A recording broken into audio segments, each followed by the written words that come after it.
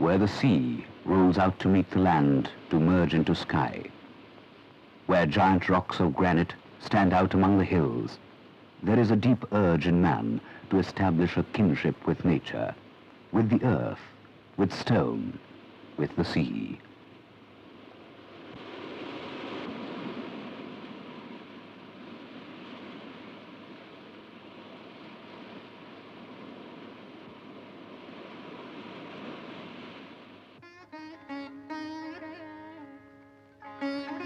The ancients, when they saw this landscape, were deeply moved and inspired to build temples by the sea, monolithic shrines, caves in the deeper recesses of the hills, to God as homage from man.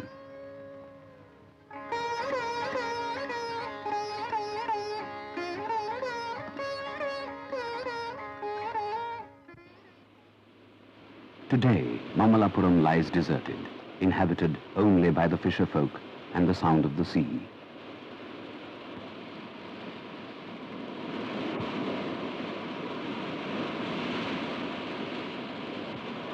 But once, 13 centuries ago, Mamallapuram was the most important port of its time. Its name spelt magic. The kingdom of the Pallavas spread its power by sea, by trade, by war, as far east as Java and Cambodia, as far north as Ayahole in central India.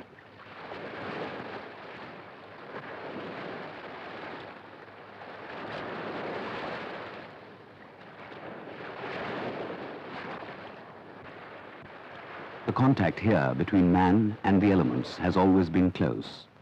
The stones inspired it all, nature's own creations. Here was material challenging to the sculptor, something which enlarged his vision, yet kept an intuitive response to the natural shapes, the curves, the textures of the stone.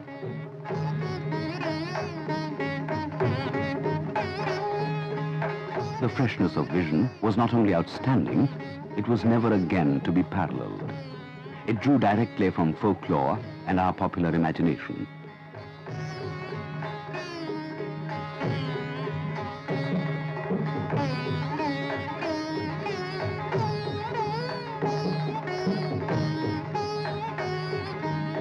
This landscape, which attracted the ancients, and the legends attached to the temples, have quickened the excitement of an endless stream of visitors.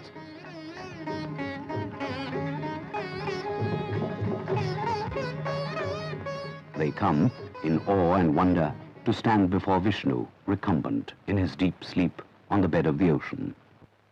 Anantasayan, divine God, releasing a remarkable sense of peace and radiance that seems in deliberate contrast to the opposite panel of Durga.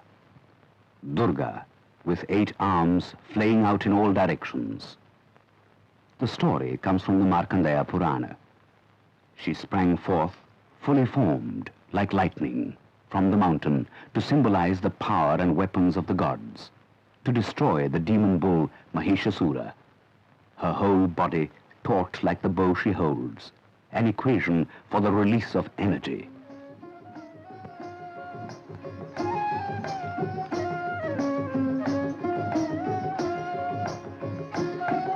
Krishna, the divine savior, protecting his simple people and the cattle of Vraj against the wrath of the god Indra.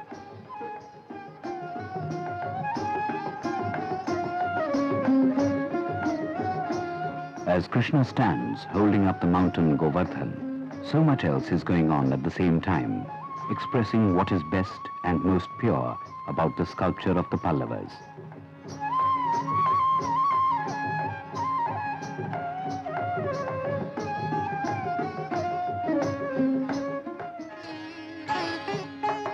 The Rathas, surely, are the most celebrated among the temples, initiating a new kind of monolithic shrine. 5 of them, strung out along the sands in a north-south direction.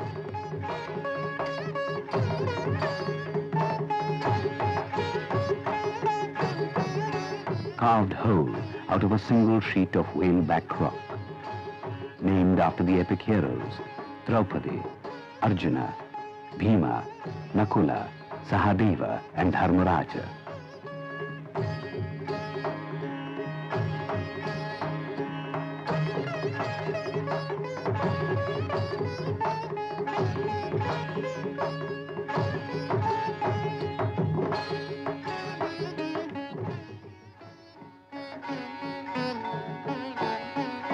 There is something so arresting and pure about these figures. The slenderness of limbs have a strange, inexplicable sensuousness about them.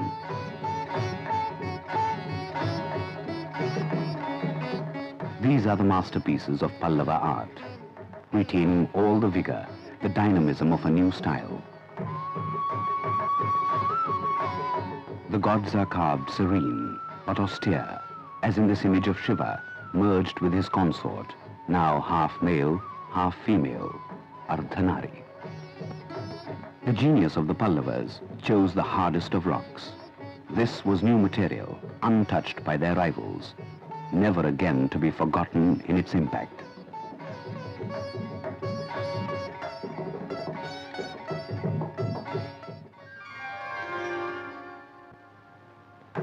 The vision of the landscape coincided with the demand of the king Mahendravarman for a new legend to be carved on rock, an epic saga of gods and heroes that could defy the defeats he had suffered against the Chalukyan king Pulakasen.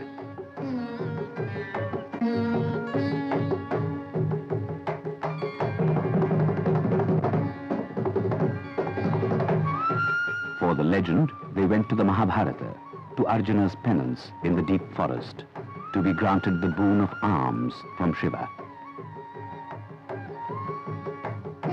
We see the great warrior transformed into the most severe of ascetics, emaciated from hunger and thirst.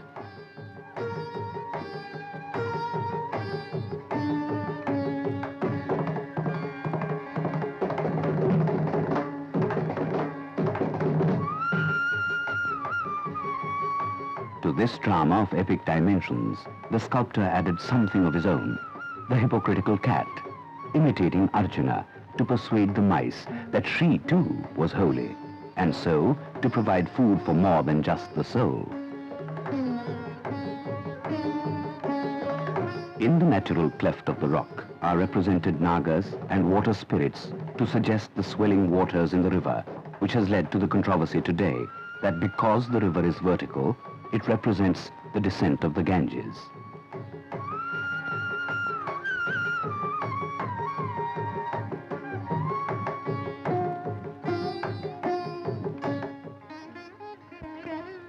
Yet, in fact, these are the most natural scenes beside a riverbank.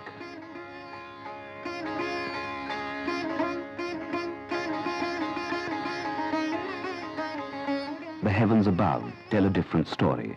The Gandharvas ride the skies, exulting in joy at the final moment of triumph, when Arjuna is granted his reward. Below them rejoice the beasts of the forest. Life teems with running deer and antelope, the lions in their dens.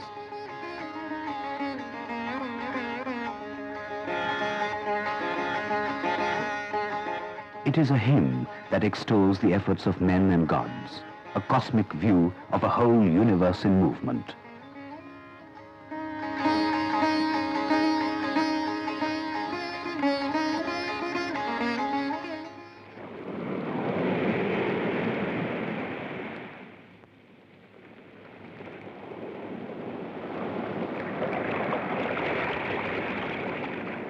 Between sea and sky, the shore temple, the last of the shrines to be built here.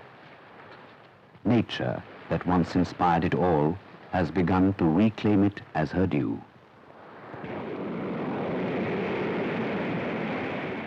In a world silent, expectant, we hear the words of the poet Louis Matisse recalling a monochrome world that has all the indulgence of color, a still world whose every harmonic is audible, largesse of spirit and stone, created things for once and for all featured in full, while for once and never the Creator, who is destroyer, stands at the last point of land, featureless. In a dark cell, a phallus of granite, as abstract as the North Pole, as alone.